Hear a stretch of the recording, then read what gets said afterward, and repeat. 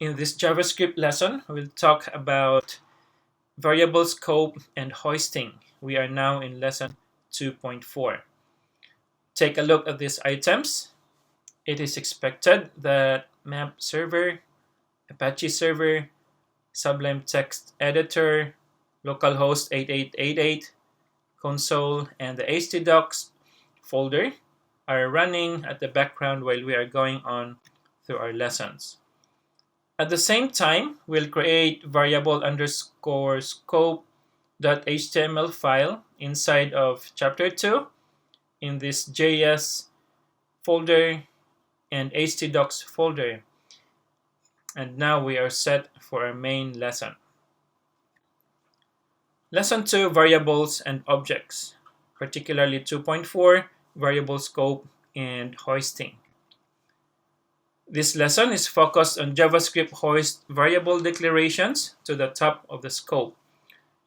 We'll explore this behavior and explain the consequences. As you have noticed, the JavaScript tags are written in Sublime Text Editor. So go ahead and write them in your Sublime Text Editor. Variable scope is quite essential to understand. In the previous lesson, we talked about the global scope and how any variable that is created outside of the function will exist and be accessible anywhere. So var foo equals hi. If we see an error, then let's go and check our map or Apache server and run it from the background. So after I type foo in the console and entered it, I see an error. So please see that the map or Apache server is turned on. So we'll try it again. All right, go to your Sublime Text Editor, go and save it, and then write localhost 8888. Then locate JS and chapter 2 folder. You will be able to see variable scope HTML, and we can now ready to go to our next step. So here I write foo hi. Now it's working. But if you create a variable inside of a function, so I have written here function say hi var username Eldon.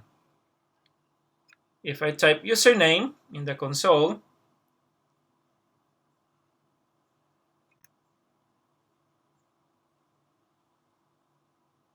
that variable name will not be available, at least not outside of the function, but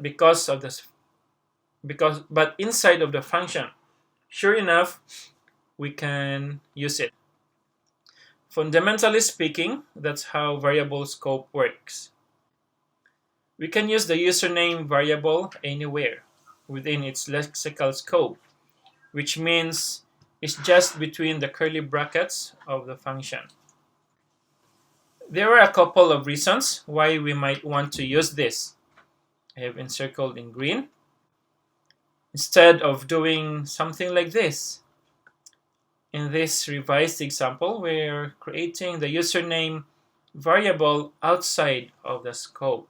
So the one that I have encircled in blue is outside of the scope. While this username variable, as you can see I have encircled again, we are using it inside of the scope. As you can see, it's inside the curly brackets. But the scope of the username, I have encircled in orange. Variable is wherever it's declared. Again, the scope of the username variable is wherever it is declared. So the one that I have encircled is declared as a global variable. If we'll refresh the console, username, sure enough, does exist. It is undefined.